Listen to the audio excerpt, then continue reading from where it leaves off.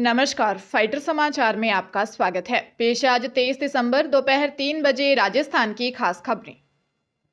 राजस्थान में एलपीजी यानी रसोई गैस सिलेंडर के दामों में रियायत को लेकर उठे संशय के बीच भजनलाल सरकार ने स्थिति साफ की है।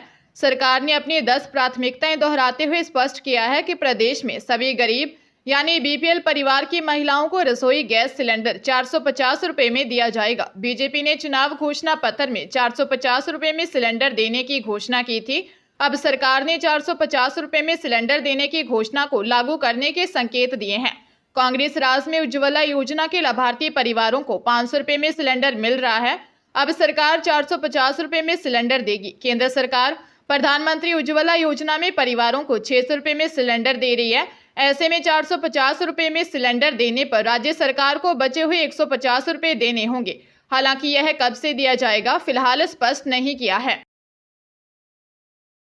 राजस्थान में कद्दावर और संसदीय कार्यों के पुराने जानकारों को हारने के बाद सरकार और विपक्ष के सामने विधानसभा में फ्लोर मैनेजमेंट का संकट खड़ा हो गया है। पहले भाजपा की तरफ से गुलाब चंद कटारिया, राजेंद्र राठौर, सतीश पूनिया जैसे एक दर्जन नेता फ्लोर मैनेजमेंट के माहिर थे। इसी तरह कांग्रेस में बीडी कल्ला, हेमाराम चौधरी, शकुंतला रावत, रमेश मीणा, रघु शर्मा, प्रताप सिंह खाचरियावास जैसे नेता थे। अब दोनों पक्ष को फ्लोर मैनेजमेंट के लिए नई टीम उतारनी पड़ेगी। हालांकि कुछ नेता फ्लोर मैनेजमेंट के लिहाज से दोनों दल के पास हैं, लेकिन संसदीय कार्यों के पुराने जानकारों की कमी खलेगी। 19 जनवरी से शुरू होने वाले बजट सत्र से नई टीम दिखेगी। फ्लोर मैनेजमेंट के बिना सरकार कभी भी संकट में आ सकती है। छोटे बड़े मुद्दे और हंगामे बिल पास कराते वक्त फ्लोर मैनेजमेंट जरूरी होता है। भाजपा के हरावल दस्ते को उप मुख्यमंत्री दिया कुमारी, पूर्व मंत्री श्रीचंद कृपलानी, चोटवाड़ा विधायक राज्यवर्धन सिंह राठौर, हवा महल विधायक बाल मुकुंदाचार्य आदि की टीम सक्रिय सपोर्ट में आगे रहेगी। धौलपुर विशेष न्यायाधीश पोक्सो एक्ट की अदालत ने फैसला सुनाते हुए पोक्सो एक्ट के आरोपी रामू उर्फ राम कुमार को दोष मुक्त करार दिया है। युवक नाबालिग से रेप के मामले में पिछले 3 साल से जेल में बंद था। कोर्ट से बरी होने के बाद जेल से रिहा हुए युवक ने पुलिस से झूठे मामलों की सही जांच करने की अपील की है। राजाखेड़ा थाना पुलिस ने 14 फरवरी 2021 को रामू उर्फ राम कुमार और 3 अन्य के खिलाफ 342, 376 आईपीसी और पोक्सो एक्ट की धारा 3-4 में एफआईआर दर्ज की थी। रामू को पुलिस ने 3 मार्च 2021 को गिरफ्तार किया था।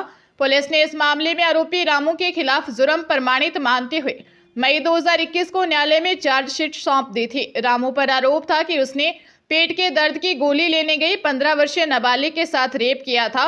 न्यायालय के फैसले के बाद रामू की जेल से रिहाई हुई है। रिहा होने के बाद पीड़ित रामू ने कहा कि पुलिस की गलत जांच की वजह से उसने अपनी जिंदगी के महत्वपूर्ण 3 साल जेल में गुजार दिए।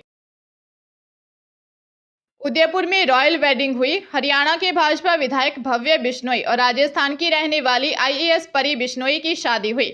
उदयपुर के राफेल्स होटल में दोनों ने फेरे लिए।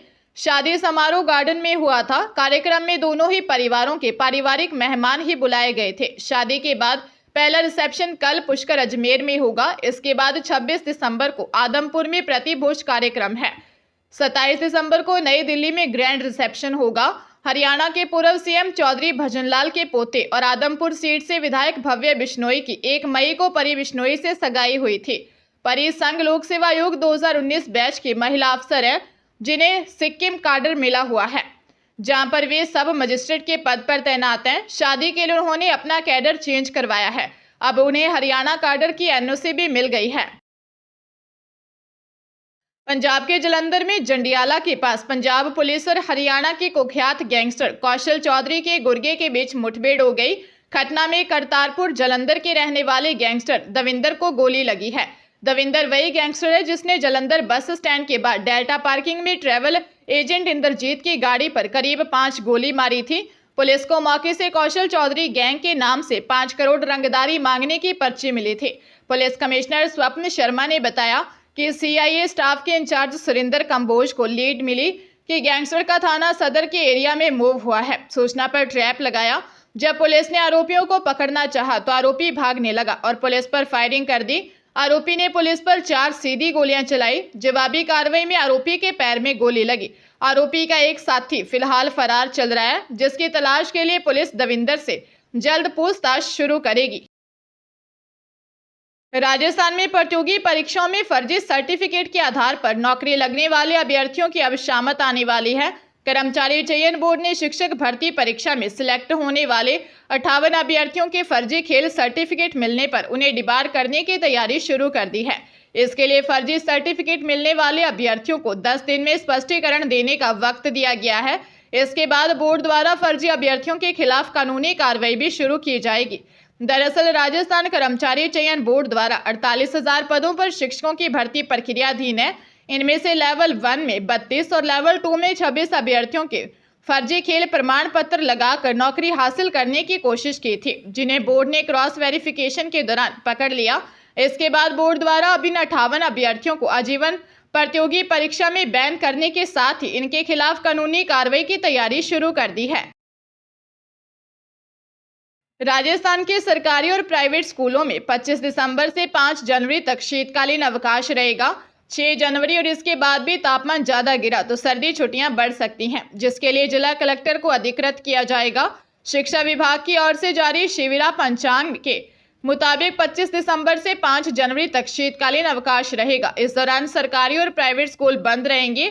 प्रदेश के कई जिलों में जनवरी के दूसरे सप्ताह में सर्दी कम नहीं होने की स्थिति में कलेक्टर को यह अधिकार मिल सकता है कि अपने जिले के मौसम के अनुसार छुट्टियां बढ़ा दें। खासकर पश्चिमी राजस्थान के श्रीगंगानगर, हनुमानगढ़, चूरू, बीकानेर, जोधपुर, माउंट आबू, जैसलमेर, बाड़मेर में पारा 0 से 2 से 3 डिग्री सेल्सियस तक पहुंच जाता है। हरियाणा के जिंद में शामलो खुर्द के पास निजी स्कूल की मान्यता बढ़ाने के नाम पर रिश्वत लेने के मामले में पकड़े गए डीईओ ऑफिस के असिस्टेंट को अतिरिक्त जिला एवं सत्र न्यायाधीश नेहा लोहरिया की अदालत ने दोषी करार देते हुए 4 साल कैद और 15,000 रुपये जुर्माने की सजा सुनाई है।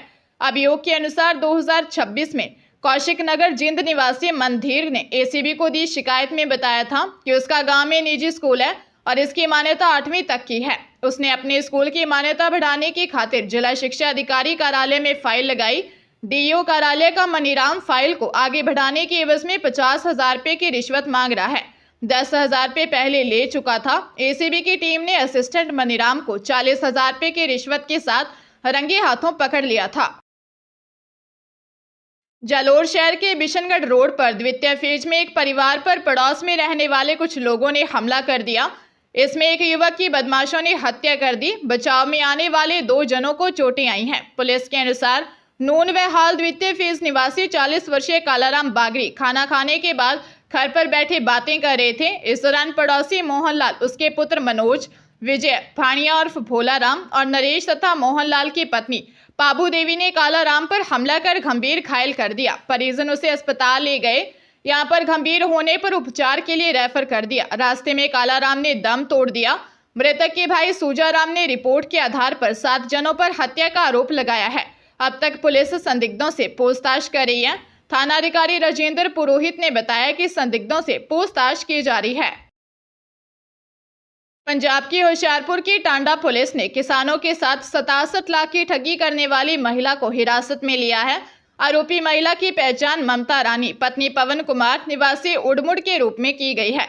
आरोपी महिला ने किसानों की फसलों के बदले 67 लाख का चेक दिया, जो बाउंस निकले। आरोपी महिला द्वारा अपने साथियों द्वारा किसानों की दिन का रिमांड देने का आरोप था। उसके खाते में पैसे न होने के कारण सभी के चेक बाउंस हो गए। किसानों ने इससे पैसे की मांग की। आरोपी महिला ने पैसे न देने की धमकी दी थी। पुलिस द्वारा अब आरोपी महिला के बाकी साथियों की तलाश में छापेमारी कर रही है।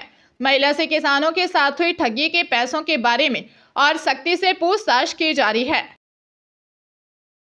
जालोर जिले से बिशनगढ़ जाने वाली सड़क पर कार की टक्कर से 2 युवकों की मौत हो गई। नरसाना निवासी दलपत व डूंगाराम मेघवाल मजदूरी के लिए बाइक पर सवार होकर हमेशा एक साथ आते थे। दोनों युवक शाम को बाइक पर सवार होकर नरसाना जा रहे थे। इस दौरान टाटा शोरूम के पास सामने से आ रही कार ने टक्कर मार दी। टक्कर मारते ही दलपत सड़क पर गिर गया और गंभीर चोट लगने के कारण मौके पर ही उसकी मौत हो गई। वही डूंगाराम गंभीर घायल हो गया।